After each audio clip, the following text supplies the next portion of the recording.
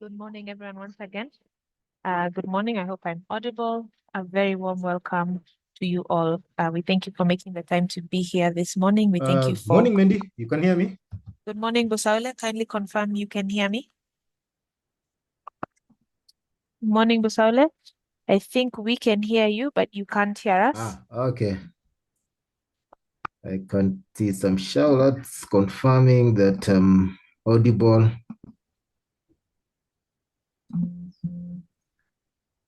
Good morning, Busaule. Kindly confirm you can hear us. Okay, we'll just wait for Mandy. All right. My co-facilitator, Mandy, I think then we'll probably start training on time. Okay, Sorry that about is that. Kindly like confirm you can hear me. Kenyans in quotes, and in quotes, yeah. But thank you for joining on time. Okay.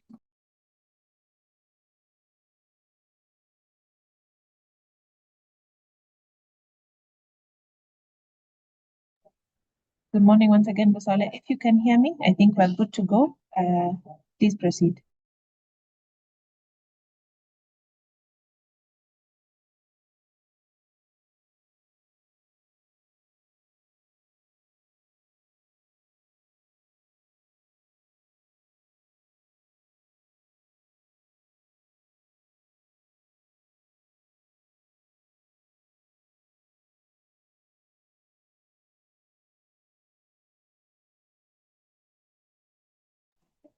Busaule, good morning once again. Kindly confirm you can hear me.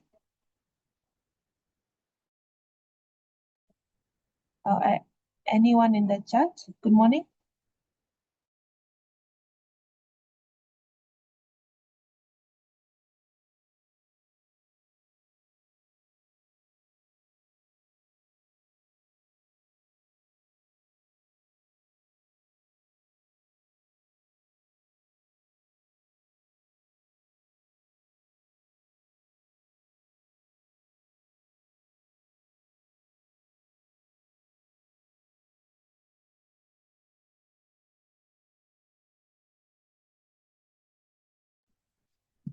Okay, good morning once again. I think I believe I'm still audible, so we can start. This training is organized by the Kenya Revenue Authority. My name is David Busaule. I'm from Business Strategy and Technology Business Strategy, Technology and Enterprise Modernization Department. Under a unit called Business Transformation. We basically support business in automation, simplification, digitization, and basically making your life easier as a taxpayer, trying to see that you can be able to pay your taxes, file your returns in a much more seamless, in a much more simpler way. Someone is saying there's an echo. Maybe someone, maybe on the chat, is it that person or really I am having an echo on my end so that I also know? Okay.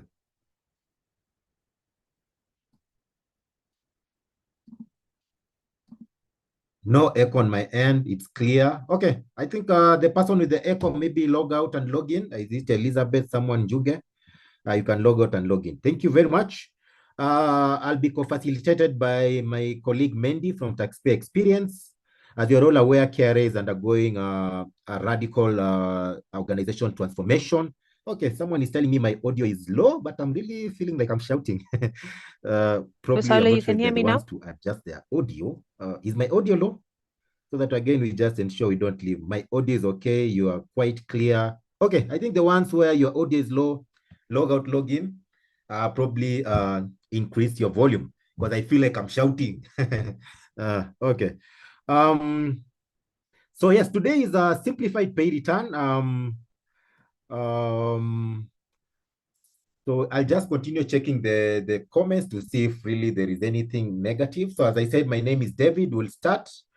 Today we're going to take you through the simplified unified payroll return, which is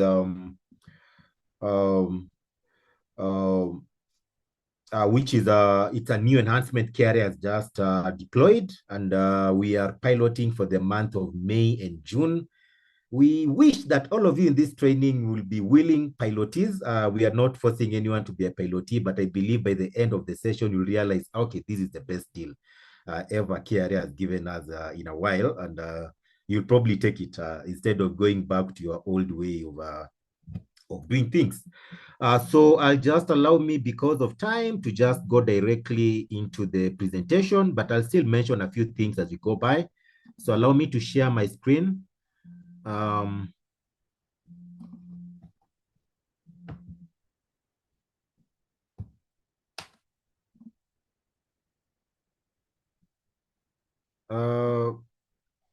Let me share my screen so that we can proceed. So I'm sharing my screen. I believe my screen is visible. Okay. So we'll just proceed. So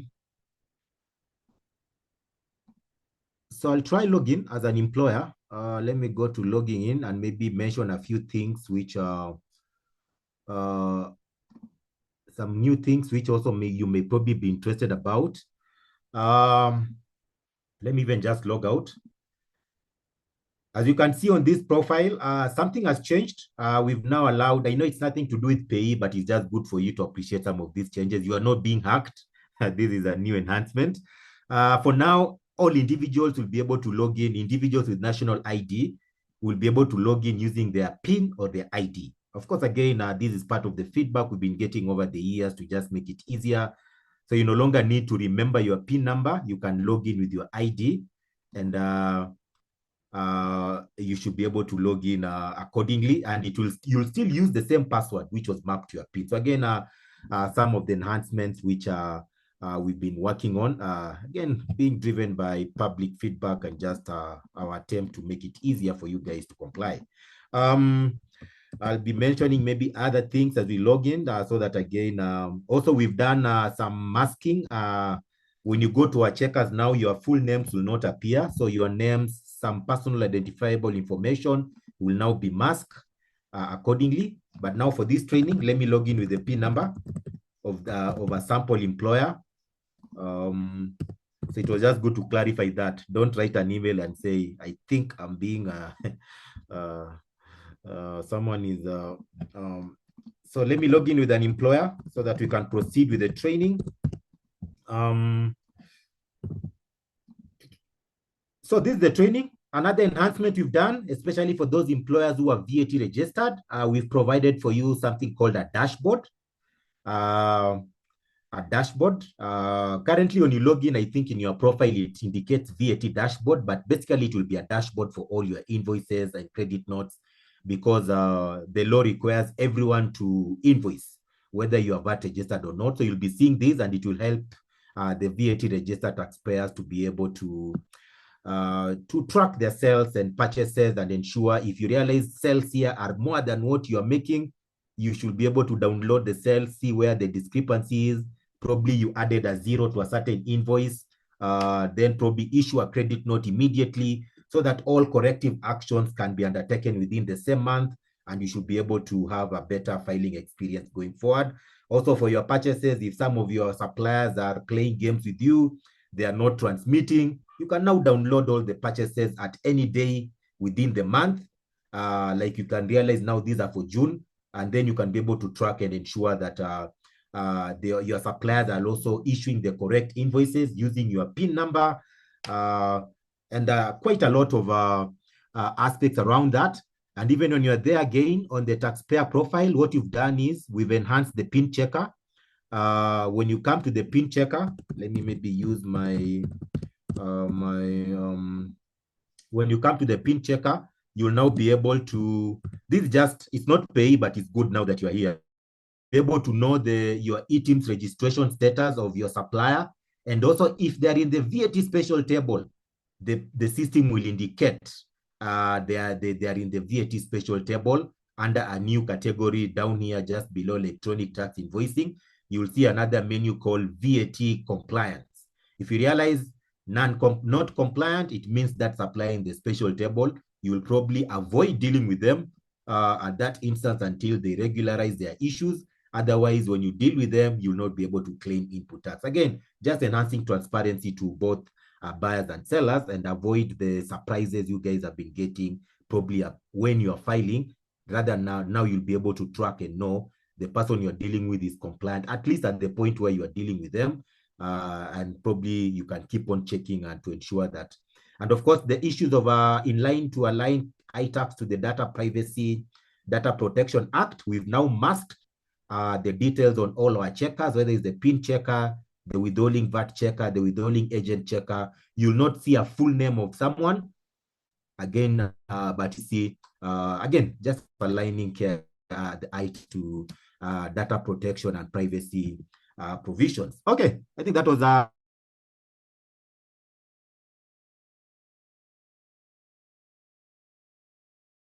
simplified pay return. Please note when it is a willing, if you are willing to take advantage of this, please, we're encouraging you to do that. It's a much more simplified way of filing pay return, as you'll realize in the presentation. You'll just come to file return, but I need to explain something. So you'll come and select pay as you earn. It will come to the period. Now, please note, the template which is currently available in the iTax profile, it's not the simplified pay return.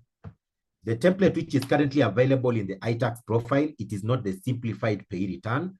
So please note that. So if you want to use the simplified pay return, because you can realize we've added two, when you come to number 5 of the steps to follow, you are being told, click to submit file returns either 30.0 or 26.0.10.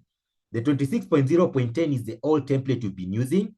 The 30.0.10 is the simplified pay return, which is currently under pilot.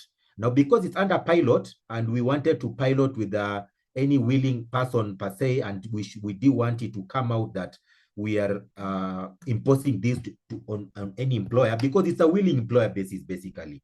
So what we've done is, this pay return, I know it has been shared offline, maybe through some of your social media channels. We've shared with the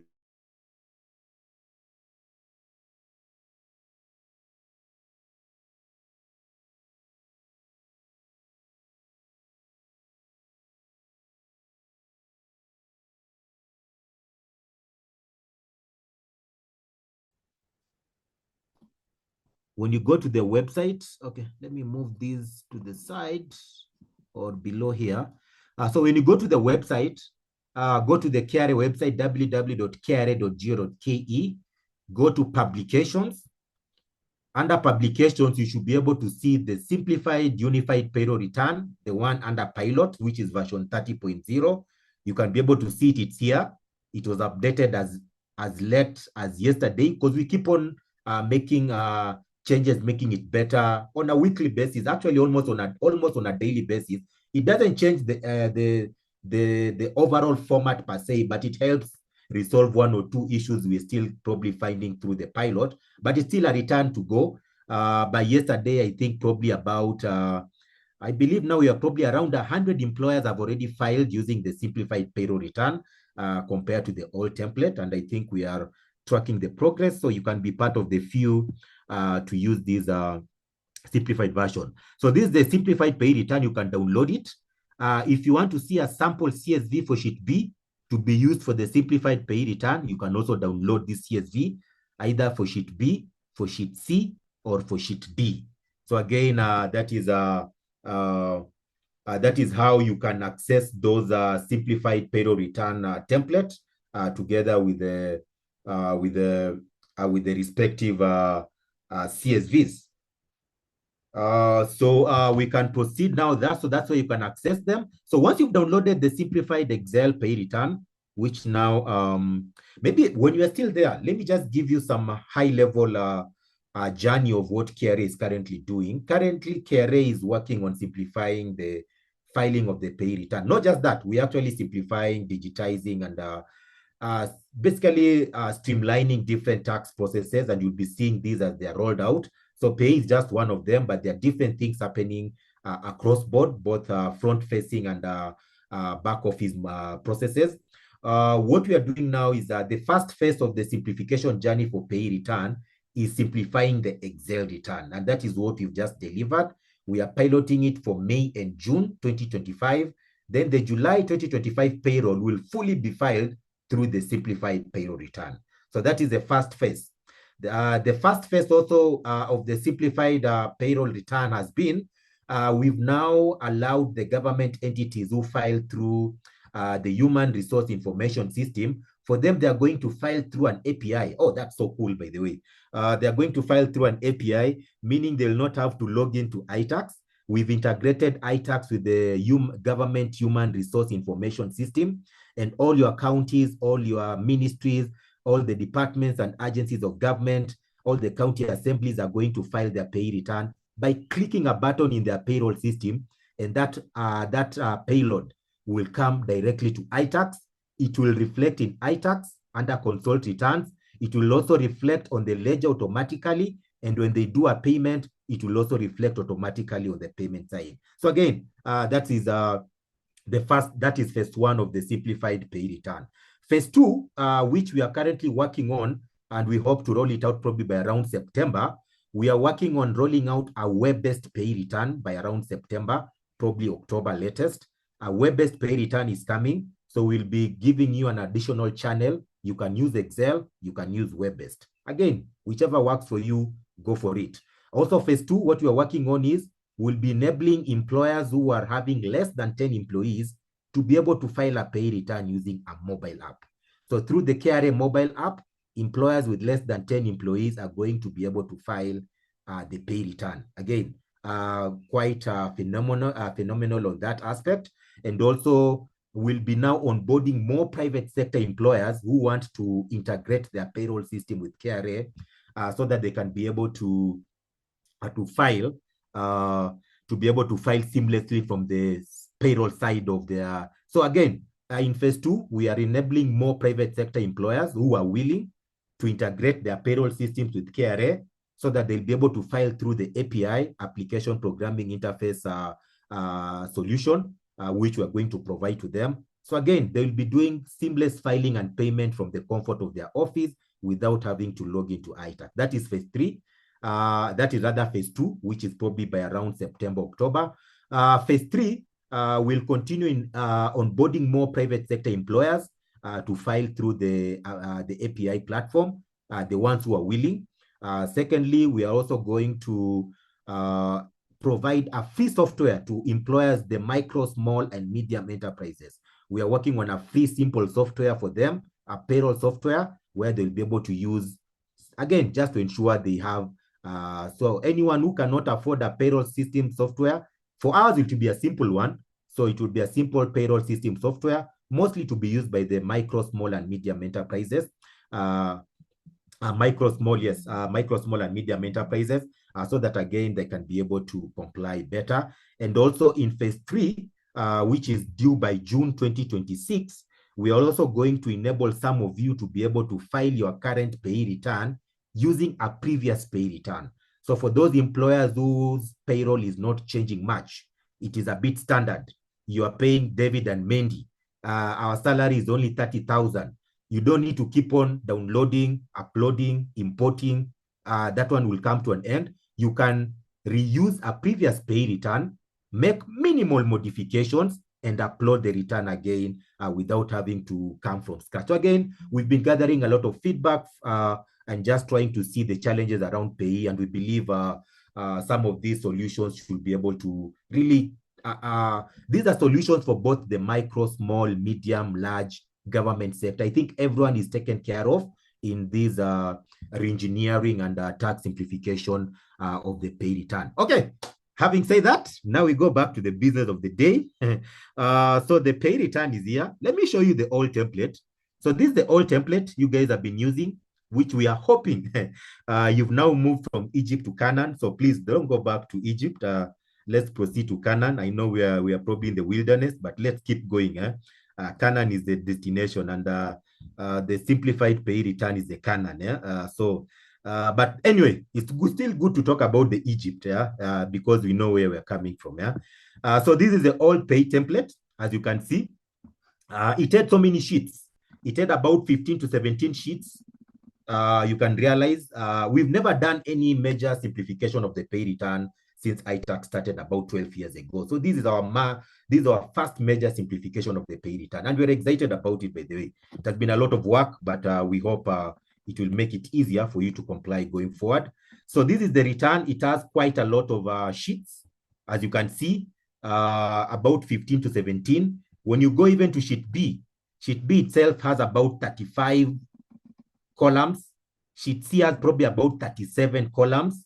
When you go to a sheet like arrears probably has another 30, maybe 40. Arrears for sheet H and another maybe 42 columns. So there are quite a lot of columns and sheets, and you can see there is a lot of duplication of certain fields. So again, the overarching objective of our simplification was to make it easier for employers to comply with PAYE going forward. And we kept on asking ourselves a question: do we really need this sheet? Do we really need this column? And I think that was the driving objective when you are looking at the previous pay return and where we can move to the to be process. So we are asking ourselves, do we still really need this column? Do we need this sheet? Can we do away with it? Can we merge it?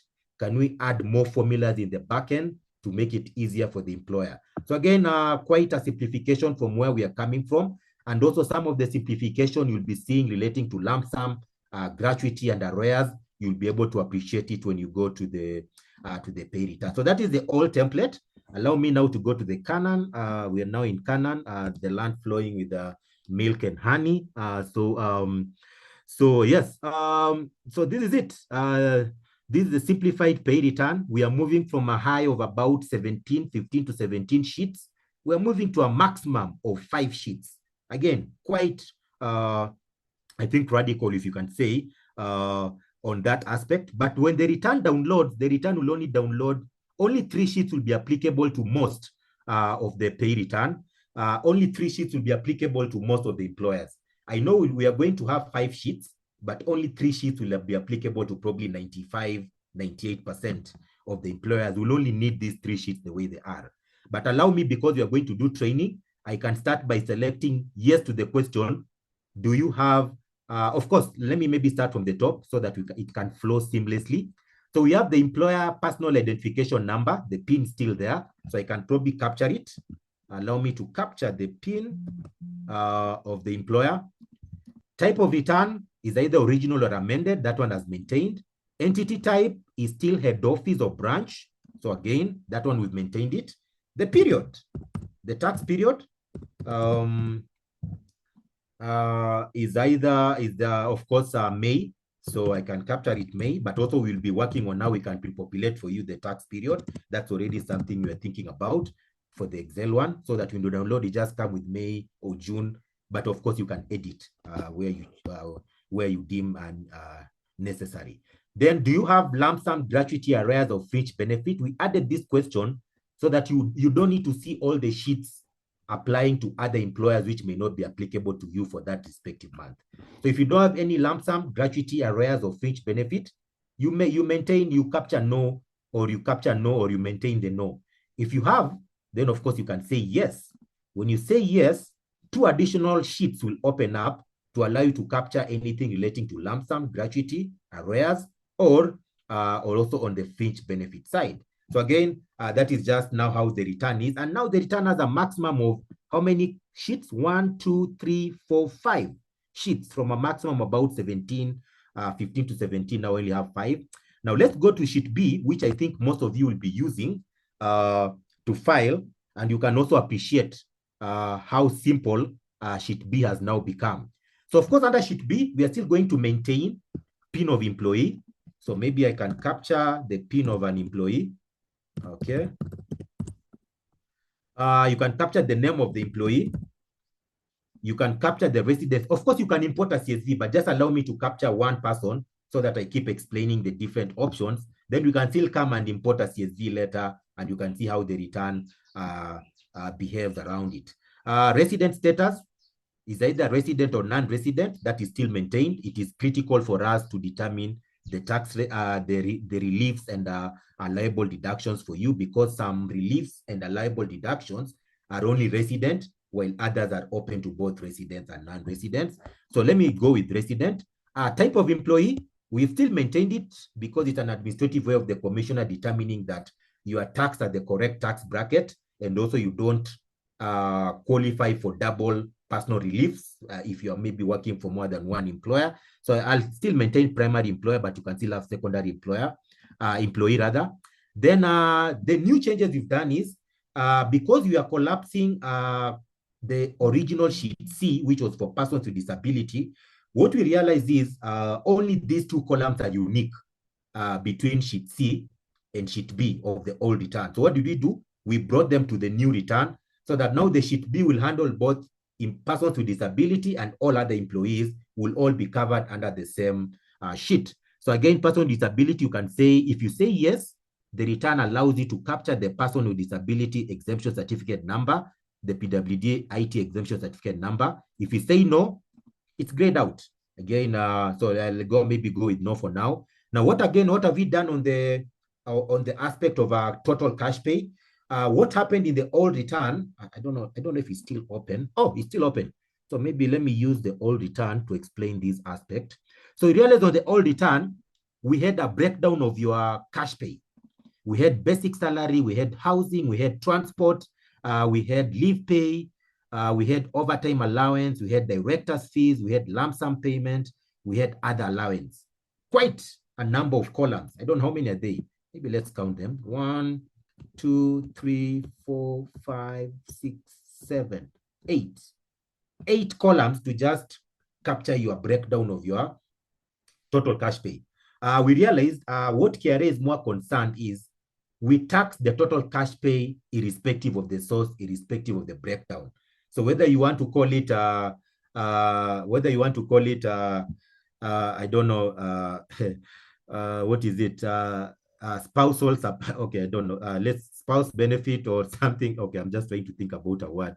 Whether you want to call it reconciliation allowance, whether you want to call it, whichever employer wants to call it, as long as it's a cash allowance, it is taxed irrespective of how you call it. Whether you want to call it best employee of the month allowance, that is up to you. It's a cash allowance, it is taxed. So what we've done is we've collapsed the breakdown of the cash allowances into only one called total cash pay in the simplified pay return. So again, that is a major simplification, trying to do away with the unnecessary fields.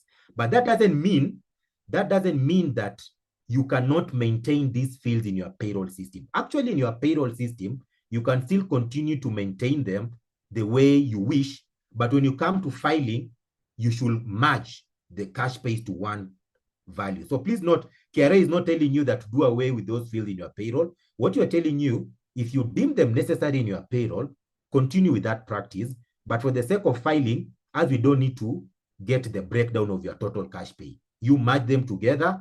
And again, this is now the conversation with your payroll system providers, where they may need to tweak your IT systems or the people supporting your payroll systems. They may need to tweak a little the CSV which is being downloaded so that it merges all, it does the merging of all the total the breakdown of the cash pays to only one column called total cash pay. So again, that is a major simplification around that. So total cash pay is there. Then now we start the non-cash benefits, value of car benefit. So maybe let me capture, maybe that is, okay. Let me use, I was doing another training, I think, for FKE last week, and I used 3 million.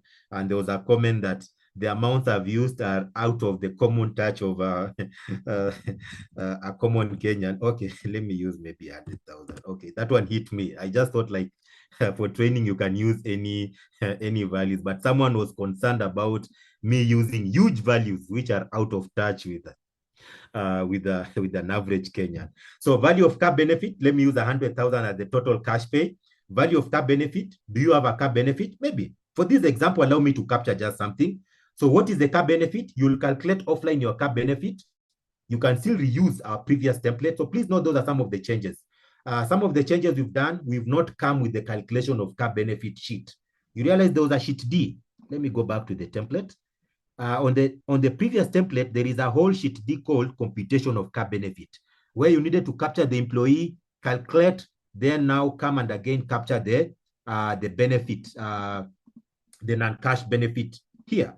What we've done on the part of simplification, and this is what is driving the simplification, we've realized very few employers are having employees with car benefit.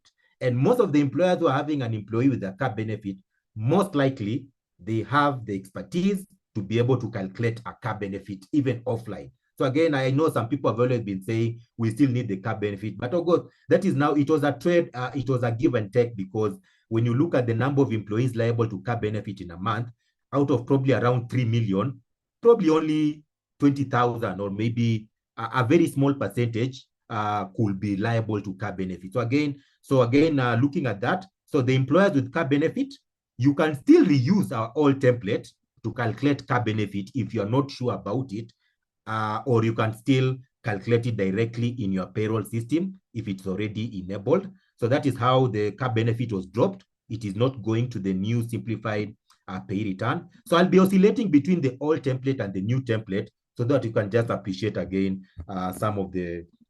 So the benefit, you'll come and calculate it offline. 2% of the cost of the higher of 2% of the original cost of the vehicle, or the cost of leasing or hiring, or the commissioner's prescribed rates. So again, you'll pick the higher of the.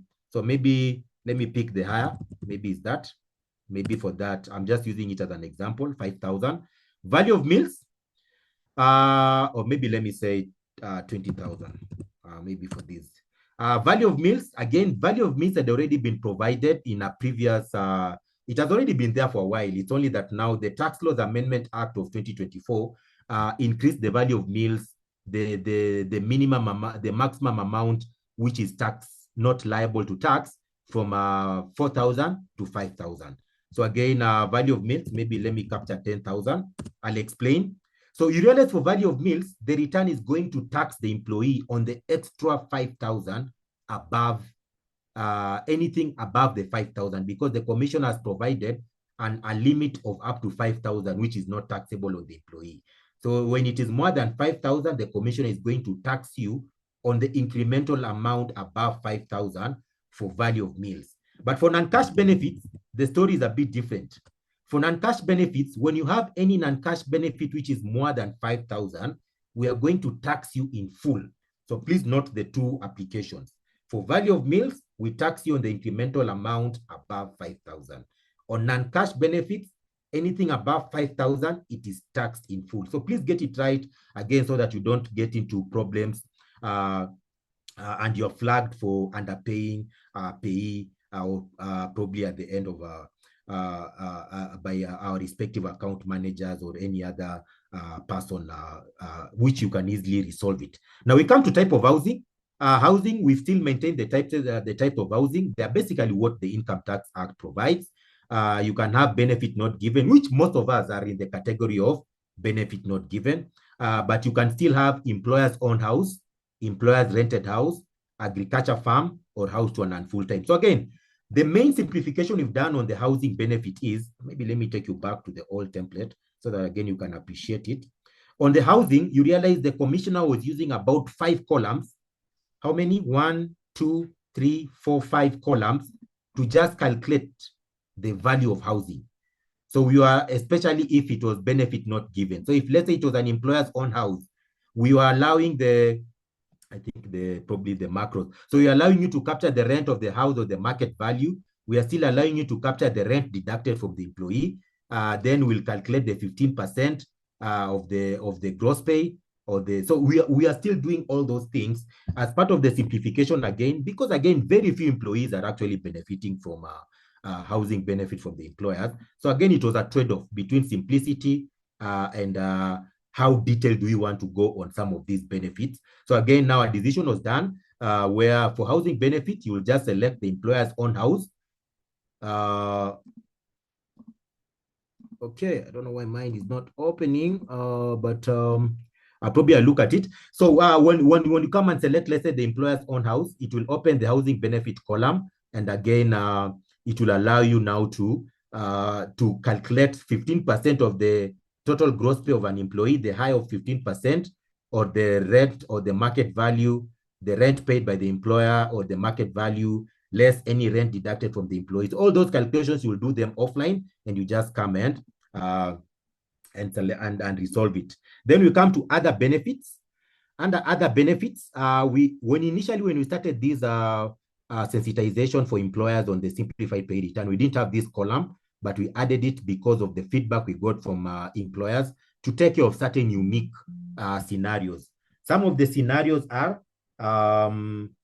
some of the scenarios are, the first scenario you'll use under column M is those employees who are being provided domestic servants, those employees who are being provided with water, with electricity, with furniture. I think all those other those types of other non-cash benefits, which are very unique, including those ones who are being provided with airtime by the employer, the issue of telephone bill or telephone benefit. So all those employees with telephone benefit, meaning either you are using an employer's postpaid line or airtime is being loaded directly to your mobile number, or you are being given a scratch card, all those different formats of that, the act has said that you need 30% of the telephone benefit. And you realize once you calculate the 30%, it does not have any other further threshold. So if it is 30% of 1,000, it comes to 300. That becomes the benefit chargeable to the employee. So we could not reuse the other non-cash benefit column, and also we could not reuse the other value of meals or any other, because they already have a minimum.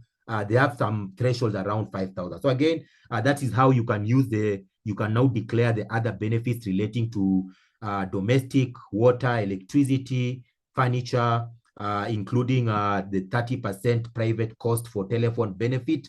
And also those employees who are working for, and also another scenario is those employees who are working for tax-exempt employers.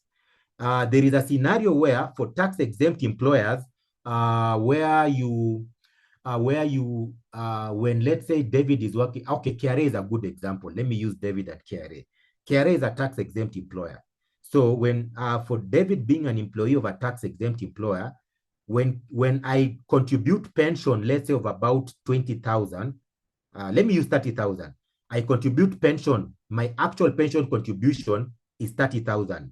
Both NSSF, let me say the one to the KRA pension scheme. And then again, KRA comes and adds another 20,000 to match my 30,000. So in my pension account, I have a total of 50,000. 30 from my salary, my own contribution, 20 added by KRA. When I do that, the Act has provided that when the employer's contribution goes beyond the maximum prescribed threshold, which is now 30,000 per month, the excess pension, we normally refer to it as excess pension, but only attributable to the employer's contribution. The excess pension relates coming from the employer's contribution. It is supposed to be taxed on the employee. So again, this is now how you're going to use the other benefits. But this only applies for employees working for tax-exempt employers, not any other person. So again, you can capture something probably on that. Then we now go to, I know my return is having some macro issues, but of course you should be able to capture shift. It shouldn't be grayed out. I think it's just something I'll sort out, the return I'm using. Shift, you should be able to use, you should be able to capture shift, but I'll import a CSV and we'll be able to still capture shift. Let me import maybe at this point so that we don't, people say I've exempted employees from shift. You know that maybe let me import a CSV for these employees so that I can keep on explaining the aspect of shift. So I've captured some details relating to that. So yes, I have shift. Maybe I'm contributing shift. Please note, shift is 2.75% of your gross pay or your gross salary. But again, we don't have KRA. As KRA, we are not sure the exact gross salary SHA or shift relates to. So we are not auto-calculating anything until there'll be a clarity that the same base we are using for PAYE is the same base shift should use, and is the same base affordable housing levy should use. Maybe then it would be much easier for employers. So using your own, we are in a self-assessment era. So you'll lose 2.75% of what you deem is the gross pay or the gross salary of that employee. You'll come and calculate the shift and capture it there. So it is manually and offline calculated. The return is not auto-calculating for you shift because they could be a different in the what we are using to calculate PAYE and what we are using for shift. There could be probably some differences for now. Then you come to an SSF contribution. Maybe let me say I'm doing 10,000. We've separated an SSF contribution being a public pension scheme or another retirement benefit scheme compared to other pension contribution. But I believe for most employees, I think you'll be more under NSSF, because I think much fewer employers are pensionable separate from the NSSF one. So you'll separate the two, but still, will still allow you a maximum of 30,000 when you add the two together.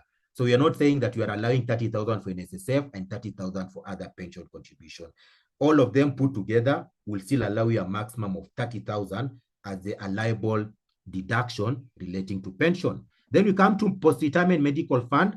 If some of you are contributing this, especially if you are approaching the sunset years, I've already looked at I think I've already worked slightly for longer than where I'm going. So I think I also need to start planning for this retirement medical fund. So you can contribute towards a post-retirement medical fund, and you'll get a benefit up to a maximum of 15,000 per month. So it will be an allowable benefit. Now we come to mortgage interest. Mortgage interest, again, mortgage interest is purely on the house you're staying. And that's why it is being referred to as owner-occupier interest.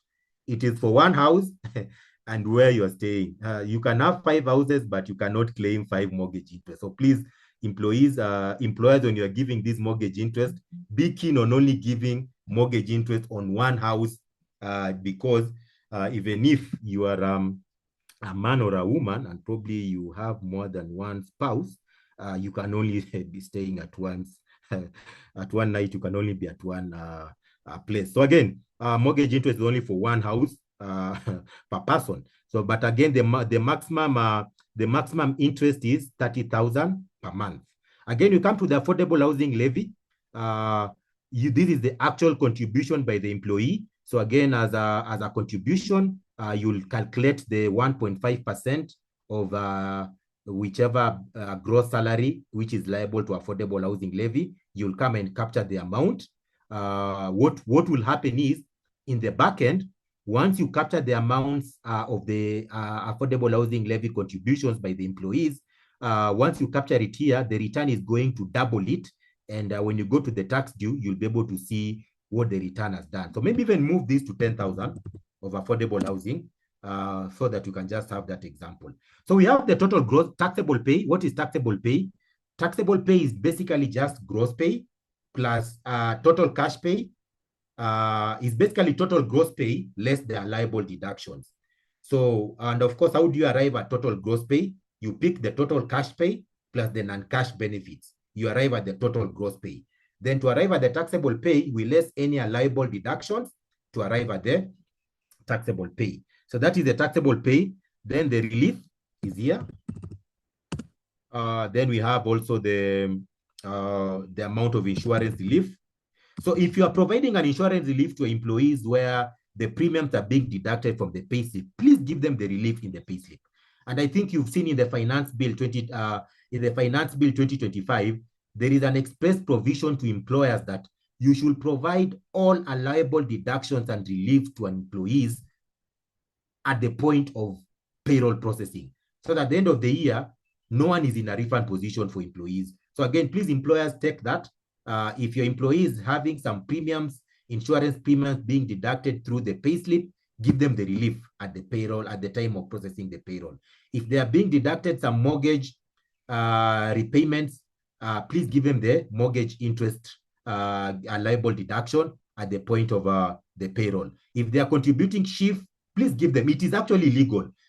We've just put it in the act, but that doesn't mean that before that it was illegal. It was only that now the government has realized still employers are not doing what they were expected to do, to provide the reliefs and allowable deductions to the employees at the point of processing the payroll. So again, if you have those reliefs, you can calculate 15% of the premiums and come and capture the relief. Then, of course, now we'll have a pay tax deducted. Maybe we can say 64,884. Maybe that is what your payroll system has calculated. So the return has calculated this. Your payroll system has calculated, 64,884. Of course, you should, as an employee, you should always be worried if the pay tax calculated by the return is slightly different from your pay tax under self-assessed payee, and it's not something to do with rounding off errors. You should always be asking yourself, where did I go wrong? Because most likely there are only two possibilities. Either the return is calculating wrongly, which is a lesser possibility, or most likely you might have probably missed on aligning some of your benefits accordingly, and of course the end result probably leads to a higher or a lower payee. So the commissioner is still concerned whether lower or higher. You may still need to question and align and ensure where the discrepancy is coming from. And if you are convinced that your higher payee or your lower payee is still the correct payee, you still go and file. But of course, the commissioner is way more concerned when your payee is lower than what the returner is concerned, and slightly less concerned. Okay, I'm just saying, I'm just being honest. Less concerned, but we are still concerned with all variances. But I think it's a bigger sin for your payee to be lower than the return than the vice versa. Anyway, we are just anyway. Let me not go further on that one. So anyway, that is so that is how you do it. Let me go to. You can even come and now even before we go to the other sheets, you can realize now this is how the tax due is now loading up. We have one employee. We have pay tax deducted from the employee is this. We have zero pay tax from lump sum because you've not captured anything there. We also have zero pay tax from fringe benefit tax, zero. We have pay tax deducted from employees without PIN. Only use these when it is really necessary, kindly, because already KRA allows you to issue a PIN using a national ID, an alien ID, and even for the foreigners, we still give a PIN using a passport. So again, there should be no unnecessary delays between you onboarding an employee on your payroll and them getting a PIN, whether they are local or resident, whether they are citizens or foreigners. So again, just ensure. But in case beyond your reasons, beyond your control, you have a reason to why you might close payroll without the PIN of the employee, you can always come and capture the pay deducted from that employee. Then once they get the PIN, you will still have to come and amend this return and move this pay from the tax due sheet here back to sheet B. So again, that is just how the aspect of the tax due, the issues of pay deducted from it. Please don't make it a habit of using it, because this employee will be losing on the credit in the ledger until you move it back to sheet B when they get the PIN number, probably through an amendment. But of course, a better KYC initiative by employers will help reduce some of these cases, where ensure when someone is being onboarded, let them have a PIN number, let them have an ID, let them have an NSSF number, a SHA shift number, and all those required registrations. Now, let me come to affordable housing levy. You realize on affordable housing levy, what was my affordable housing levy amount for this employee? It was 10,000. But what is the tax due? Picking 20,000. So again, that is how we've implemented and just did away with the whole sheet M of the old template, because we've picked the employee's contribution and we've doubled it in the back end to arrive at 20,000, which is inclusive of the employer's contribution. Now, again, on affordable housing levy, as part of the feedback from employers, when you've been doing these change management activities for the last 2 months, the employers told us, what about those employees who don't have PINs? So how do we take care of them? What we've done is, that's why we've made the field for affordable housing levy to be editable upwards. Of course, not downwards, upwards. So meaning, if you had some employees who did not have PINs, meaning they were not in sheet B, and meaning the affordable housing contribution levy, the affordable housing levy contribution was not part of this, what do? You just come and edit the affordable housing levy contribution upwards from 20,000 to 30,000. And that is how you take care of affordable housing levy deducted from employees with no PINs, because you still need to account for it to KRA, and of course for onward transmission to the Affordable Housing Board. Then for NITA, again, NITA, if you have employees, maybe you had some casuals, maybe who didn't have PIN numbers, or other employees who didn't have PIN numbers. Again, for NITA, we allow you to edit the amount upwards. So you can even move the amount upwards from 1 to 100. Maybe you only had one employee who is permanent in the organization, but you keep engaging many casuals, maybe who come for very short periods. Of course, we still expect you to have their PIN numbers and declare them on sheet B, but for the sake of NITA, we've made it easy again for you. You can still capture the number of employees liable to NITA, and the return will calculate the NITA levy. So not necessarily the ones who have a PIN, you can always increase. So again, that is how you comply with PAYE, affordable housing levy, and NITA levy relating to employees with no PINs, whom you may not have captured under sheet B. Okay, so I think let's just even try validate. I know I'm coming back to the other scenarios. I just want to see if we can validate. Good. We're able to validate the return, which is perfect for now. Then now we go to, now let me go to the other scenarios before let's not file the return. So we've gone through basic information. We've gone through employee details. Now let's go to sheet D. Sheet D is easy. So let's go to sheet C, lump sum payments. Now under lump sum payments, what we've done is we've managed to consolidate all payments relating to lump sum, gratuity, severance pay, and arrears into one sheet. So all those sheets, all those payments relating to lump sum payments, gratuity, severance pay, and arrears, all of them are now under one sheet. So again, let me quickly capture for you an employee so that 5, okay, 5, 3, okay. I've just forgotten my PIN, okay, which is very weird. Let me go back. Okay, okay. So it's 534. Okay, 534. That is a crime. Working for KRA to forget your PIN. Those are the things in your own PIN. It has never happened. I don't know what's happening today. Anyway, David. Then we come to. I can select resident. So some of these scenarios, minimum information has been maintained even in the lump sum payment. So I can select maybe primary employee. I can say, am I a person with the am I a person with NINI? No. A person with disability? No.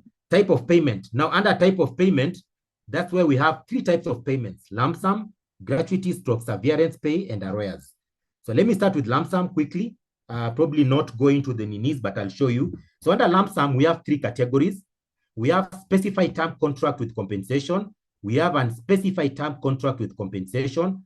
We have unspecified term contract with no compensation. Again, this one was totally missing in the previous old template. So this is one of the new additions, again, to the return, which was not there in the old template. So specified term contract with compensation, let me go with the first category. What does it mean? It means David is employed by a certain employer on a 5-year contract, and maybe I'm terminated on year 4. So what happens is, what does the act says? It says David should be, when David is employed on a specified term contract and the termination happens on year 4, when David is paid some compensation, it should be deemed to have accrued on the unexpired term of the contract. And basically, those are the only things we are asking you for. So again, we wanted to make it as simple as possible for you. So what does the employer come to do? They come and capture the term in years for David. It's 5 years. The remaining term in years, his contract was terminated whether by the employer or initiated by David. It was terminated on year 4. So what are the remaining term of years? 1. Then lump sum amount paid to David, $1 million. Which year is it relating to? Maybe let's say 2024.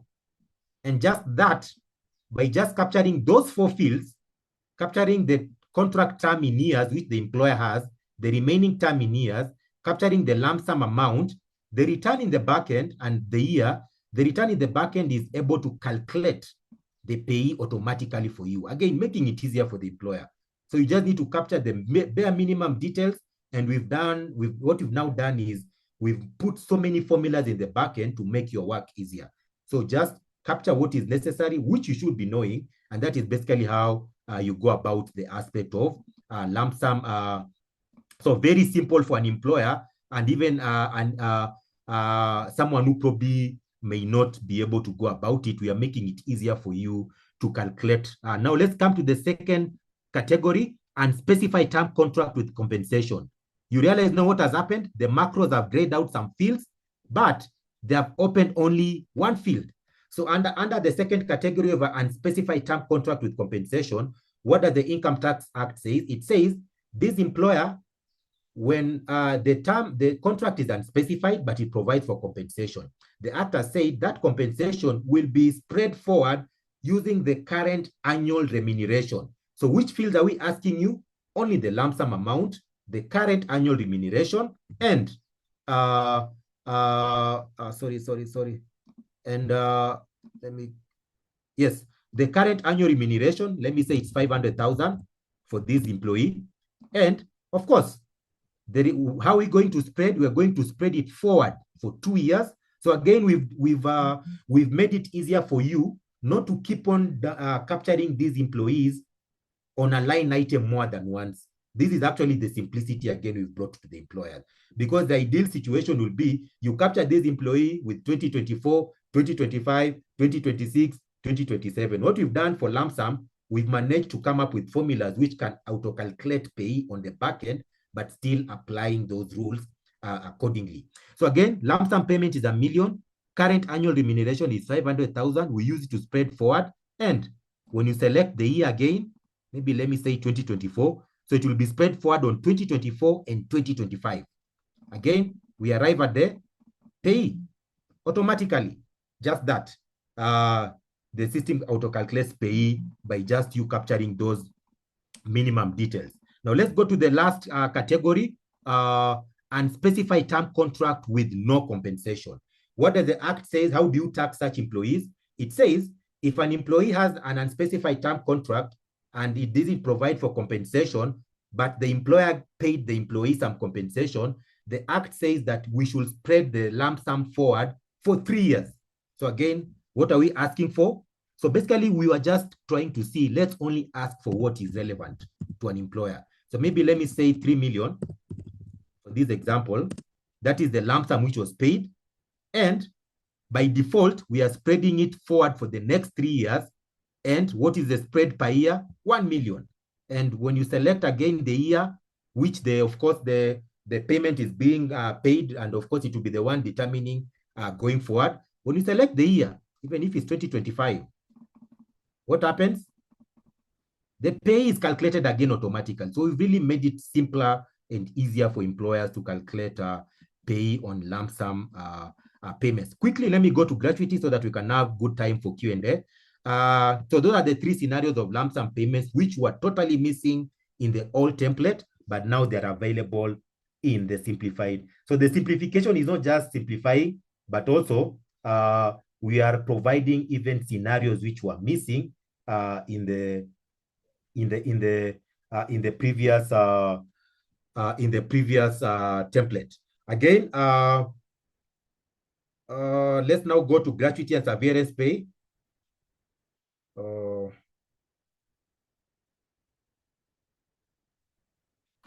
Gratuity and severance pay. So under gratuity or severance pay, we have 2 types.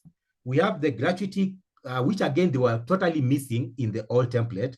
We have the scenario where you are transferring gratuity to a registered pension scheme. I know the Finance Bill 2025 already has some issues around exempting taxation of gratuity, whether it's transfer or payment to an employee. I think we are awaiting the act, then we'll align the return accordingly. But the return is currently based on the current law. So the transfer of gratuity to a registered pension scheme. So that's the first scenario of gratuity or severance. So this means, let's say David is working for a county, is working for the county government. David is permanent, but not, of course, pensionable. So I'm working probably on a contract, and the employer keeps on transferring some gratuity to a registered pension scheme. So basically, that's the scenario. So we'll allow the employer to come and declare that gratuity amount. They'll come and select the year. Let me say 2025. They'll come and select the gratuity paid or transferred amount. Probably, let me say it's 100,000. It's monthly. Maybe say 100,000. Maybe it's 100,000. Then we'll be able now, in the back end, we'll now be able to allow the other amount. Then we'll now allow you to capture the taxable pay per year plus gratuity. So what happens is, here what you'll come to capture is, you'll be required to capture the taxable pay per year for the period. Okay, we are using some of these fields, but basically you'll be required to capture the taxable pay plus the excess amount over the first 30,000. because for 2025, the first 30,000 will not be taxable. So on these 100,000 being transferred to a registered pension scheme, only 70,000 will be taxable. So maybe you can have 70,000 there. If you have any other taxable pay, you can still maybe add it. Then the return, let me say even my other taxable pay for this month is 200. So when I add to the excess gratuity, which is above the 30,000 being transferred, so I have a total of 270,000. Then the tax deducted, I think what we'll just do on the labels, we'll do per year stroke per month, so that it's very clear, because we are using some of these fields across both the gratuity for the month and the gratuity for the year. So I'll come and say the tax deducted on my 200,000 is maybe, let me say 60,000. Then of course now, what happens now is I should now be able to calculate the gratuity now, the tax maybe on the excess gratuity. So again, that is how the return does it. And also you can still come and capture the payee. Even if our return probably doesn't, in case again, I say your self-assessed payee is slightly different from ours, we've allowed you, even for lump sum, to come and capture your self-assessed payee, but always ask yourself why it is different. And you can always give us that feedback so that we make the return always fit for purpose in case there is a small computation issue in the return. So that is on gratuity transfer to gratuity to a pension scheme. Let me come to the gratuity payment to an employee. Gratuity or severance payment to an employee. So that's the other scenario. Now, this is the only scenario together with the arrears where you'll be required to capture an employee more than once. We really tried to all the tricks under the sun to try see if we can calculate gratuity on the fly. But you realize because gratuity is being spread backwards, there is always that component of you, the gratuity spread being added to the taxable pay you earned in that year. Then it is taxed afresh, and we allow you to deduct any tax which was paid on the previous taxable pay. So it was very hard. For spreading forward, it was easy for lump sum. For going backwards, it was not possible to just capture this employee on one line item. So for gratuity, for any employee, if it is relating to more than 1 year, you'll have to capture that employee up to a maximum of at least 5 years. You'll capture them for 1 year. If it's relating to 2 years, it will be 2 times. If it will be relating to 3 years, it will be 3 times. It will be relating to 10 years, the gratuity, you'll capture that employee up to a maximum of 5, because the gratuity, the law provides that you can only spread it backward up to the 5th year and tax it in full, any balance in the 5th year. So again, you can only capture the employee up to a maximum of. So again, for gratuity, you may need to capture the employee at least more than once. But the simplification we've done is we've now brought you a CSV. The old template did not have a CSV for gratuity. So now you have a CSV. So even if you have 1,000 employees, you can prepare them accordingly and you come and import the CSV. Now, let me show you on the gratuity aspect now. So you'll come and select the year for gratuity. Maybe even say 2024. The gratuity paid or transferred. Okay, I'm reusing these values. So let me come to my gratuity paid amount. Let me capture 1 million or even 10 million. Oh, 10 million is okay. It's good to dream, eh? It's good to dream. Then we come to the number of years. Let me say 10 years even. So you realize the spread per year is 1 million. Then the taxable pay per year for this year, let me say it's another 2 million. So what does the return does? There is a spread of 1 year Then there is also another spread of 2 years. The spread is 1 million per year, but I also have the taxable pay of 2 million. So you add it together, payee on gratuity spread, we calculate the payee on the combined spread between the spread of gratuity and the taxable pay, and then we allow you to come and capture the payee which was deducted on the 2 million to now arrive at the extra one, which is now on the 1 million. And then the return now provides you with the pay. So again, we've really tried to make it easier compared to how it was. So we've also been trying to enhance the UI, UX, and just the customer journey through the pay return to be able to. So then for this one of 5 years, you'll have to, for this one of 10 years, you'll have to capture the same employee, capture 2023, 2022, 2021, 2020. Then on the spread, you now have 1 million, 1 million, 1 million, 1 million. Then on the fifth year, you'll have 6 million because the total spreads must equal the gratuity paid amount of 10 million. So those are just some of the things you've done, and you should be able again to test it and give us the feedback, please, in case you need us to probably look at something in a slightly different way, so that it's easier for you to comply, and also it is easier for KRA to ensure they support you in the best way possible. So that is on gratuity. Quickly on arrears, before we go to we wind up and go to the Q&A, so that we have ample time to address all your questions relating to the pay return. So we come to arrears. Under arrears, again, we've made it much easier. The arrears sheets are on the right. So what you've done on this sheet, the first columns are relating to lump sum. Then the next columns are relating to gratuity. And then the next columns are relating to arrears. That is kind of how we've planned it. So arrears, you'll come and select the year on the right. Just come to the right. Come and select the years relating to arrears. So arrears is here. Let me come to the arrears. Yes, for arrears, what we require you to capture the year, because we need to apply the respective tax. So you can come and say 2024. Maybe you are given a pay rise and it is being backdated to July 2024. So you'll come and select the period. You'll come and capture the arrears amount for the month. So you realize you'll have to break down the arrears. And this is probably how the scenario goes. You negotiate a CBA with your employer.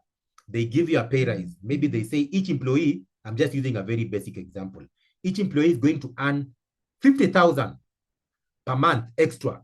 So we backdate the 50,000. So we come and capture 50,000 as the one for July. Then we still allow you to capture your taxable pay for July, because we still need to tax you using the same graduated rates. So you'll come and capture your taxable pay for July. Then we add the two and calculate PAYE. Then we'll allow you to net off the PAYE on the 200,000, because this is the only way to maintain the correct PAYE calculated when someone is moving from the different tax brackets. If you're only having one tax bracket or 1% of PAYE, we'll not be doing this. But because you realize your arrears amount can push you from 10 to 25%, or it can push you from 25 to 30, or it can push you from 30 to 32.5. So because you're having those different tax brackets which an employee can be oscillating within the year as a result of the arrears, that's why this is the best way to address the issue of you transitioning between different tax brackets. So you'll come and capture the pay deducted, maybe assume that is the amount, then you'll remain with the amount of pay to be paid, then that is now one you're going to pay on arrears. So again, that is kind of how the different aspects on arrears and gratuity go, arrears, gratuity, and lump sum. So we've really tried to make it easier for you to the best of our ability, and where we were not able to simplify it further, like gratuity, you will now be allowed to capture the employee on a line item. But still, I believe you are at a way much better place than where you were in Egypt, in quotes, with the old template. Now we come to the fringe benefit tax. This one has not changed much, so I'll not even belabor much on this sheet. There was no need for probably further simplification. I think we are asking ourselves, if it is not broken, don't fix it. So again, we are not trying to be the smartest minds in the room. We are just trying to do what is value to the employer. So again, this one has kind of been maintained almost exactly the way it was in the old template. The only thing you need to remember as an employer is, when you're capturing the rate of interest, please divide it by, if the interest you're providing the loan to employees is, let's say, 5%, always remember to divide it by 12 to arrive at a monthly interest rate. And also when the interest you're providing, the prescribed market interest by the commissioner is probably, let's say, 15%, always remember to divide it by 12. I think that is just probably what you need to remember on this. And I think with that, we can now go to the last sheet. So again, I think I've already covered on the last sheet. You can realize the tax due is much more simpler. Let me I know some people are, I believe they are doubting Thomas's. So let me show you the old tax due sheet. This is the tax due sheet. It was having how many rows? It was having 19 rows. because it was quite heavy. The return was quite heavy. We are moving from 19 rows on the tax due sheet to a maximum of 10. So again, I think it's a much smaller tax due sheet. You can see it on a single view without scrolling. I think it improves even your happiness when you're filing the return going forward. So again, I think so that is it. The tax due sheet is there. It is summarized. It has different things. I think I'd already gone through it. Again, allow me to just repeat. The affordable housing levy is being doubled from the sheet B, and you can edit it upwards to take care of any employee who does not have a PIN. Also for NITA levy, you can edit the amounts upwards. So I think with that, I've probably done justice to this phase 1 of the simplified pay return. I hope you guys are willing to go and file. Please use it, give us feedback so that we can make it easier for you come even July, and we make necessary changes where applicable. But of course now, what happens is we come and log in now. So let me log in. And so please, the guys who joined us later, you need to remember that we've said the simplified pay return is not available in the iTax profile. It is, where is it available? It is on the KRA website. So under publications, so if you are joining us later, please note the simplified pay return currently under the pilot phase of May and June. It is currently available under the KRA website under publications. You can see it on the screen. You can download the CSVs accordingly. So, but when you log in, the system will allow you to upload it. So again, that is just it. Because the system allows you to upload either the old template or the new template. So let me log in now again. So let me come to file return.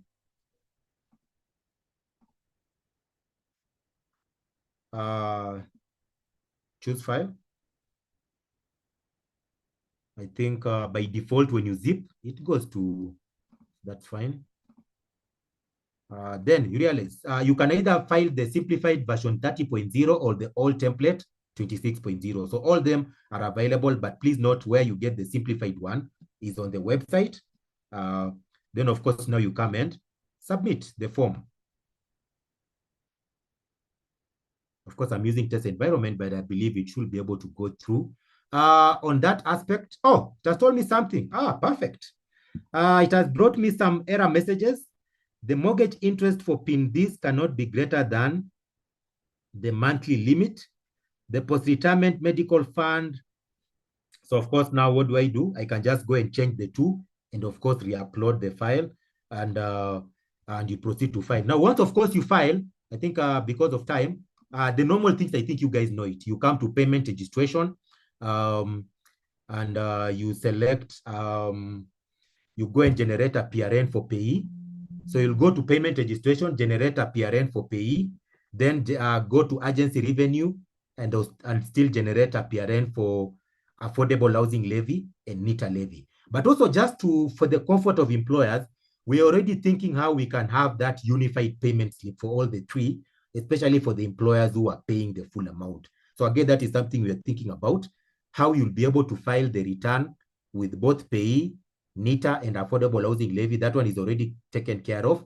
And how you'll be able to make one lump sum payment, but we'll now do the separation in the back end to make the payment go to PAYE, the component of affordable housing levy, and the component for NITA levy. But this one will only apply to employers who are paying the full amount. Because if you're not paying the full amount, when let's say your PAYE is 100,000, affordable housing levy is 20,000, NITA is 10,000, the total liability is 130,000. When you come and pay 80,000, should we say it has gone to PAYE or it has gone first to affordable housing levy? So I think for the issues of partial payments, it brings certain, for the people doing partial payments, for those ones, they may still require to do separate PRNs, but for the ones who will be making a full payment, we are exploring a way where you can have one unified single payment slip taking care of both PAYE, affordable housing levy, and NITA levy. And then in the back end, as ourselves will do the distribution. I think also that will be an awesome thing for employers, reduce your bank charges and other finance processing costs, and even just the time to do the 3. So I think with that, brings me to the end of training. I've tried to be a bit thorough so that I try do much more, maybe preempt your question and also answer the question. But I think Mendy, I know Mendy, we're having an issue, but Mendy, you can hear me. So let's just go to the chats directly.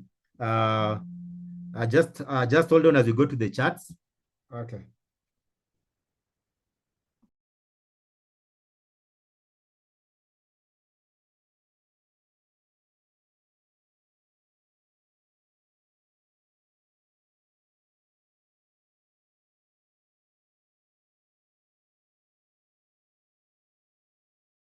Okay, let's proceed to the chats. Today we want to answer, and but please, my humble appeal, please file using the simplified pay return. I think it's the better option. How you look at it, either way, and but you can still. But again, it's a willing. It's for anyone who is willing. So again, it's not that we are. So let me stop sharing. I may come back to sharing in case I need maybe to use the return to clarify something. So let me start with the. Let me always start. Let's give credit to the people who are early in the training. Now, normally, I know we start. You can start with the ones who came later. Let's reward the ones who joined the training on time. So we start at the top. Good morning. I've been trying to use the Simplified, but it keeps getting an error that the file cannot be reached. What could be the problem? Okay, maybe even before I go to the charts, we are still having a pending issue with guys using Office 365. Yes, our return is still not compatible. We tried to align it with the Simplified. We are still working hard on it. But eventually, if you are not able, the web-based return will be the ultimate solution for them. So they may probably, the guys using Office 365, again, we request your indulgence for probably another 3-4 months. Once the web-based return is ready, you should be able now to, and even anyone using Mac or non-Windows systems, I think web-based becomes your ultimate permanent solution to some of your problems, because we've not been able to align our returns to ODS and Mac to be supported by other non-Windows operating systems. I think web-based should be the solution. So again, just hold on for maybe 3 more months or 4. You should be able to have a web-based return for the Office 365 and the Mac guys, or the non-window operating system folks. But for now, continue with how you're doing it. I don't know how you're doing it. I don't know if you have one Windows computer in the office or you keep sending to someone else. Please just persevere for a few months and we'll sort it out. Okay, so the first question is, I think the issue of Simplified, someone is saying the file can't be reached. Probably that is more of an Excel issue. I can see someone has answered them. Kevin, I believe probably that is still an issue. When you say the file can't be reached, I believe it's something to do with Excel. Let's go to the next one. I think people are just confirming no echo. Go to the next serious question. Yeah, I know we are having an issue with Mendy.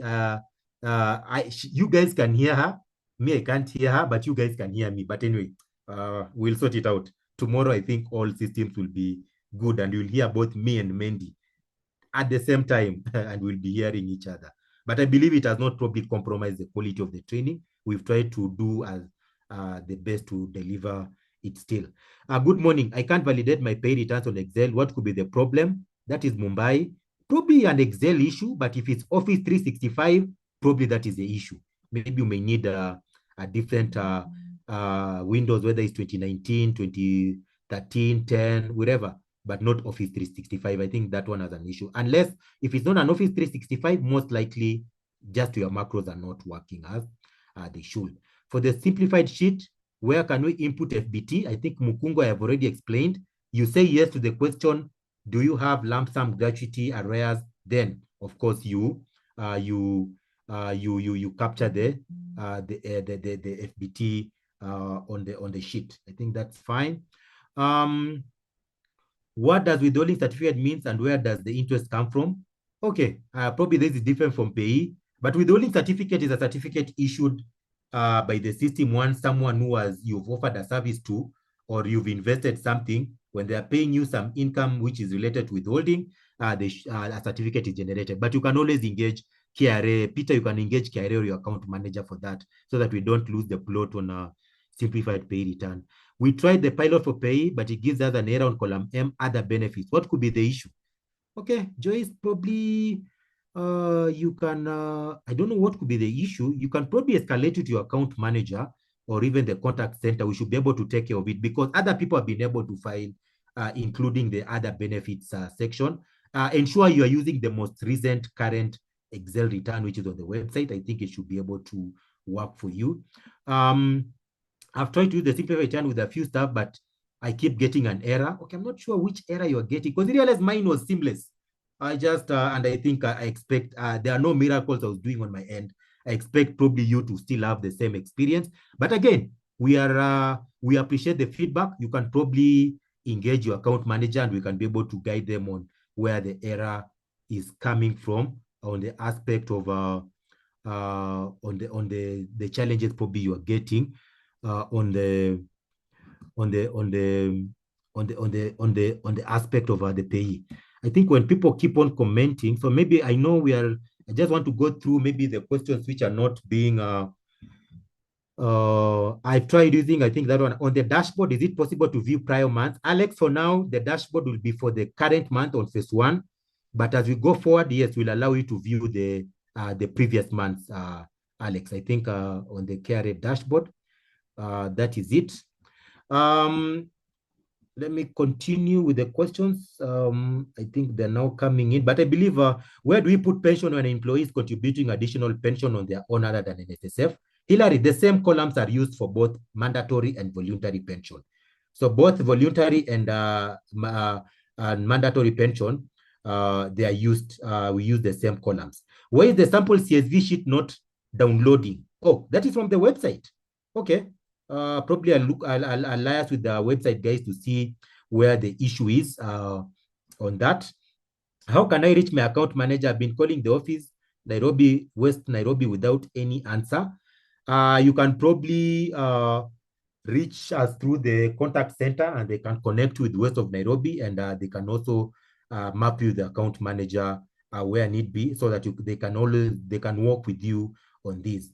Can I carry forward unused employee relief and use it in the future month? No. In the return currently, no. You can't carry forward because now we've put because we've also realized it was liable to misuse.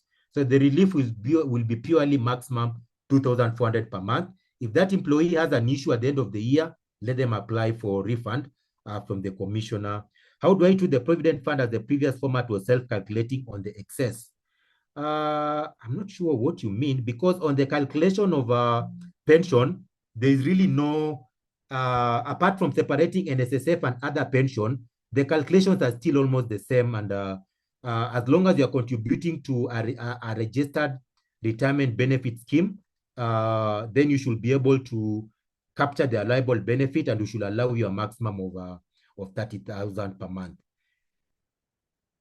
Susan, I think the issues of account managers, I'll advise engage us through the contact center. They'll connect you with the account manager on that. Wandeto is saying, please reshare the website link for the new pay return form. It is under returns, go to the KRA website, then under publications, you should be able to see the CSVs and the return. I think is the NSSF contribution a combination of tier 1 and 2? Yes. The NSSF contribution, you combine both, all tiers, including voluntary contribution, because we are looking at the total amount. So I think you do both. We come to what of filing secondary employee while the total pay does not get to 32%. George, for this aspect, yes, our return automatically calculates pay on secondary employees at 35.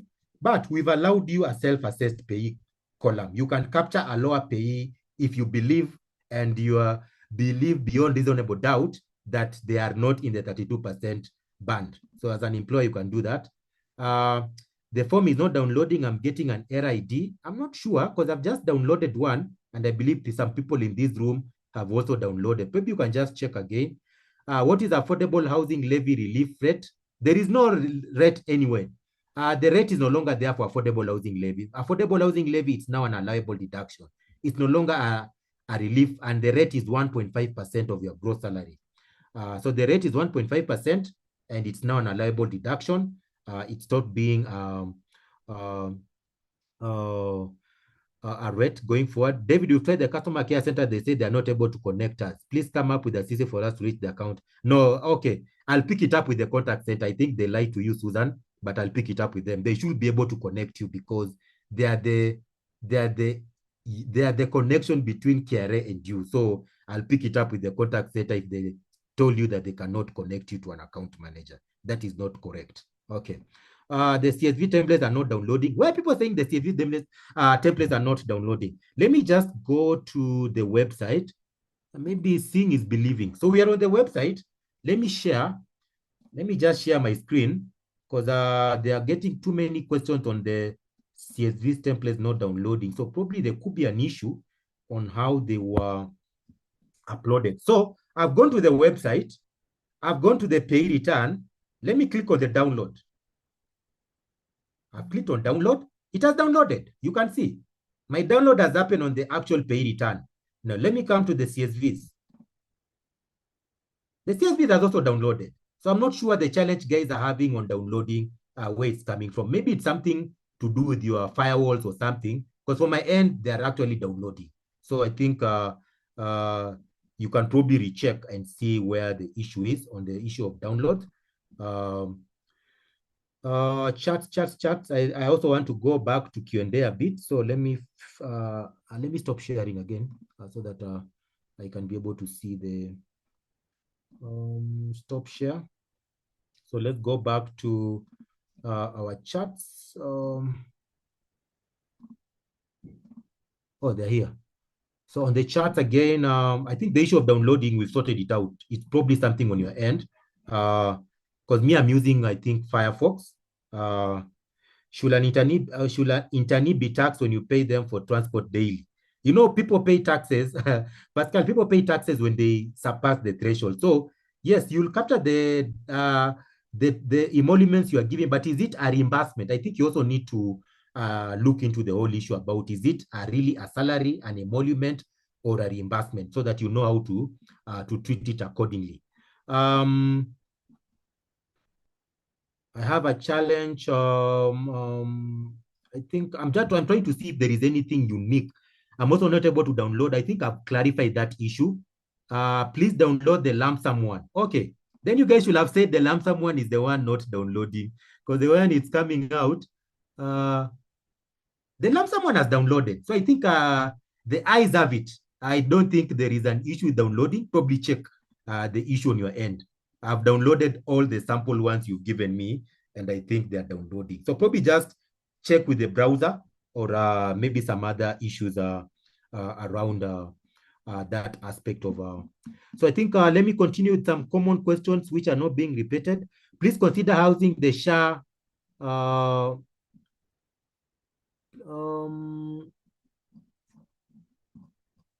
Okay, I think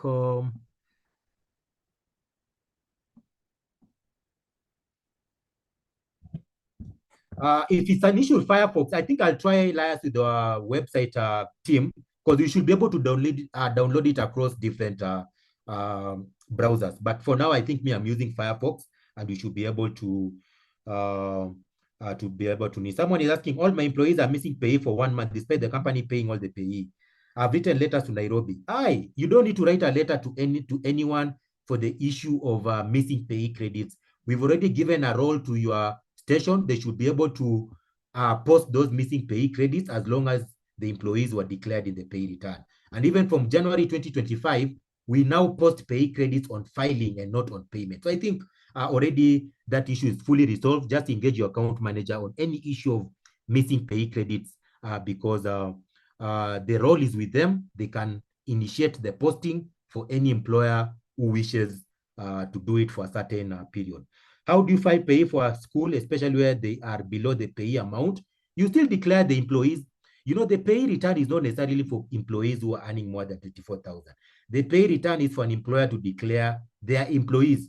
So again, if all of them are earning less than 24,000, what the pay return will help you is, it will help you to calculate the affordable housing levy and the NITA levy. The pay, you may probably have zero, but affordable housing levy and NITA levy will still be applicable, and that's why you still need to file a pay return and declare your employee. For the mortgage interest, does the Excel treat it as an allowable or auto calculating the payee?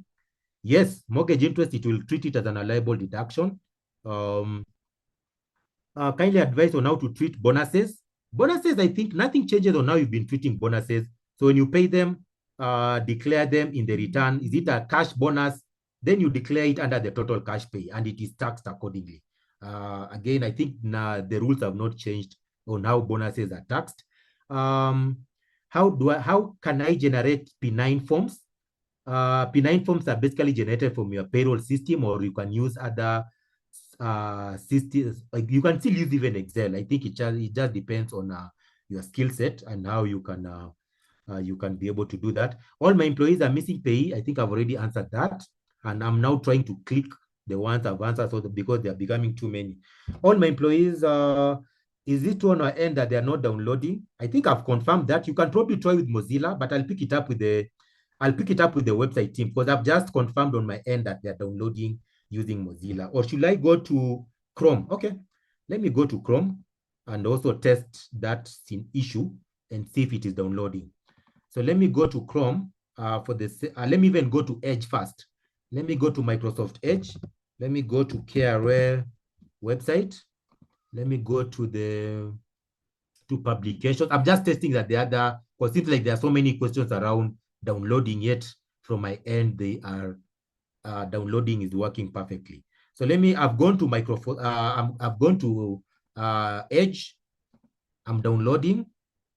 Yes, even myself on Microsoft Edge, it is downloading. I've downloaded the return. I'm downloading. The problem I'm seeing on there is a CSV which is bringing some things on Edge. I think now I'm seeing where I think I'll pick it up with the on downloading a CSV. It is giving you, I don't know which format they uploaded it, looking like it's coming in a form of a notepad instead of an Excel. So let me download another CSV for sheet C. I think I'll pick it up. Also, the same one is happening. So that is now maybe the issue. I'll pick it up. It is picking. I don't know why. Is it a browser issue or a website issue? But I'll pick it up with the website team. But at least the return is able to download. So the CSVs are the ones coming in some notepad formatish form. So I think I'll pick it up on that aspect so that everyone is comfortable. For now, you can use Firefox. I think we've confirmed Firefox is working correctly. What if the tax due and self-assessed is not matching, yet you've done everything right? I think Alfred, you're the one to decide where the discrepancy is.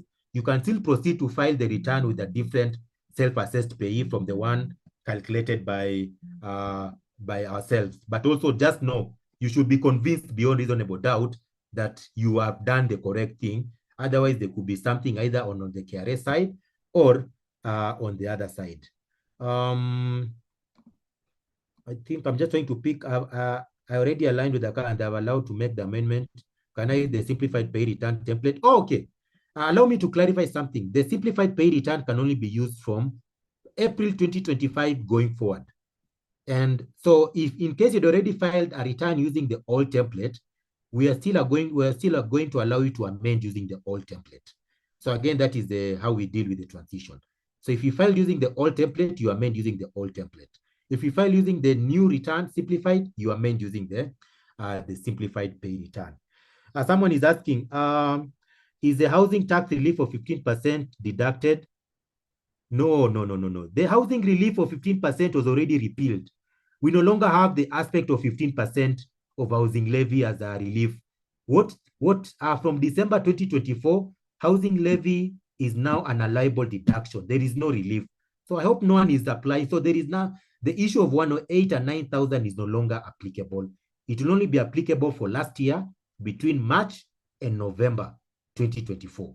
So please note that aspect, and it's only applicable when you are filing the ITR. But in the pay return, the the affordable housing relief is no longer applicable. It's now a deduction and not a relief. Is downloading when the shift cell for the first line is grayed out. Yeah, I think that one it's something we're working on the shift or the cell for shift being graying out. But if you import a CSV, it will still pick. I think I tested that. And how do we treat board allowances while filing for PAYE? You capture them as secondary employees. I think nothing much on the simplified payroll. Why is insurance relief being derived from E and Q and not O? Okay. Let me go back to my insurance relief. Insurance relief, it's saying it is Q. And they're saying, why not O? But where is O? No, but the relief O for us, O is now PQ, because I believe O is taxable pay. I think the return is okay. Insurance relief is just a column, we've named it Q, and it is of course pegged on 15% of the premiums. So I believe the labeling is correct. Is it possible to upload the CSV order into the simplified version 30.0? No. Sarah, it is not possible to use the old CSV template. You may still need to make certain changes because the old CSV template was having 35 columns. The new template is having 24 columns. The old CSV template was having breakdown of basic housing meaning. In the new template, you only have one column for total cash pay. So you cannot reuse the old CSV until you modify it. You cannot just import it miraculously into the simplified pay return. That's why you need to download the CSV for the simplified, align your CSV accordingly, then file the return. I filed my return yesterday. Yes, that issue of housing levy is there. That is actually the aspect I wanted to capture. We're having an issue when you file the simplified return. When you go to the housing levy, it is not pulling it is not populating the amount automatically, but it is something we'll be enabling you on a daily basis. For now, you can capture it manually, but from next month, there'll be no issue. So we are just waiting for the pay due date to elapse. Then we'll do that enhancement to resolve that issue. So for now, our housing levy, capture it manually, or give us some time. We'll be updating every employer who has used the simplified pay return, almost probably every 2 or 3 hours, and you should be able to generate. But for NITA and others, it's okay. How do you treat this error of modifications are not saved? Most likely that is Office 365. You should not be able to file. For most people with Office 365 are not able to file, probably may need to find another version of Windows to be able to file the return. Test one of the simplified pay returns are simplified Excel. Please clarify the above. Yes, it basically means this return is available for pilot for May and June for any willing employer. But from July 2025, this will be the return to be used by all employers. So from the July 2025, you will not be able to access the old template. The only return you'll be able to use is the simplified return. I think the issue of shift being graded on row 1 is already an issue we'll deal with, but you can, when you import a CSV, it still works. Kindly confirm opening the CSV download from here so that you can get our problem. I think we've already confirmed. The other browsers, they're bringing other issues, but Firefox is working, and I think Sharon is saying safe to use the old template. I don't think maybe that is it, unless you really just want to use the old template, because the only issue with the old template is not that it is critical. The housing levy, you can still capture the amount. The import CSV can still allow you to capture the shift. So there is really nothing critical to help you, to stop you from using the simplified pay return. But Sharon, if you feel like the issues which are still pending are critical for you as a person, again, you can decide to use it in June or July. I think it is willing to anyone, but I still believe already more than 100 employers have already used the simplified pay return. There is really no critical issue stopping you from using it. But again, if you believe some of the issues we are still sorting out are critical for you as a person, then I think you can wait for the other template. I think we've demonstrated that it is the better version. It is the better solution. But if you believe you still want to remain with the old template, I think you still have that right, and you can proceed. The something new P10 is not importing everything despite being imported. It skips certain columns. Is it an issue with an Excel? Yes, Joffrey, that is an issue with Excel. There's some small columns which are still being dropped off. I think, I don't know, is it shift? I think for some people it might be an issue, but you can still refill it, especially if you don't have so many employees. But as I say, other people have been able to use it comfortably. Someone was, I think the highest person as of yesterday who had used the simplified pay return was having employees of about 1,100. So I think still we can believe all is well on that. Kindly confirm opening the CSV. I think the issues of opening CSVs with the simplified template is not downloading. I think it is downloading. The issue is the CSVs. We've confirmed that, especially CSVs on other browsers which are not Firefox. I filed my return yesterday in the days. I think the issue of housing levy I've already clarified. For the sake of everyone, can you open the downloaded CSV for my site? I think I did that, but we've realized there's an issue with other browsers. There is something, please clarify on total cash pay. Total cash pay is just, as the name suggests, it is the total cash pay. You add basic, housing, commuter, leave, all that together. Some of us are someone, alama ya dukuduku. I don't know what you meant on that. The PAYE simplified return is not working in any of my browsers. Okay. I probably need to check because I've just used Mozilla and it is working, and I've gone to my Microsoft Edge and it has downloaded. I think the issue is the CSVs on Edge, but Mozilla, I think we've confirmed it is working even from my end. So probably again, the issue of housing levy, I think amount, issue of secondary employees, we've already said you can capture the correct tax rate the employer believes is correct. As much as the return calculates 35%, you can still capture whatever you deem is correct once you are convinced that you are doing the right thing. Yeah, P9, P9 next year we'll be generating a P9 for you guys. I think that is something which we'll try see how we can have a P9 version from the system which you can complement with the employer, because I think that is also something we're trying to see how we can help employees to be able to file correctly. Employee number 9,000, how will I upload housing levy on the simplified? Okay, I don't know that. Secondary employer, let me see if there's any other question which is unique. I can't see any unique question apart from the ones we've already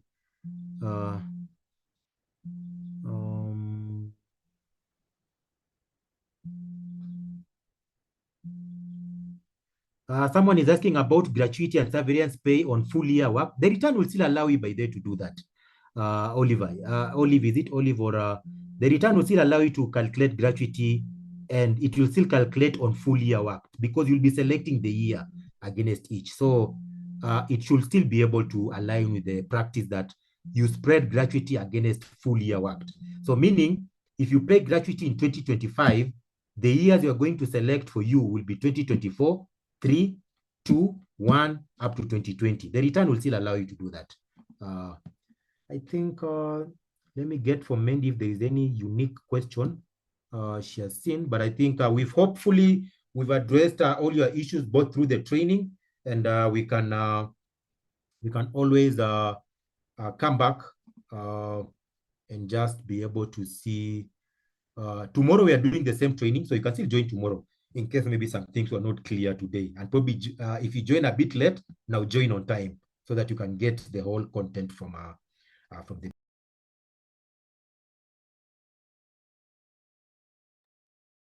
All right, just a moment as I engage Busaule offline, but we should be through in the next few minutes.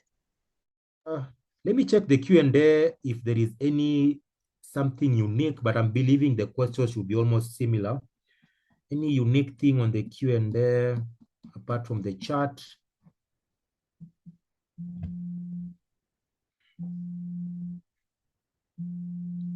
I think, Sharon, the issue of school fees is just another non-cash benefit. So we already have a section for other non-cash benefits, you can reuse it. But also be guided by because there is a provision already relating to school fees and whether the employer is claiming the expense or not. So you can be guided by the Income Tax Act and know how to claim it.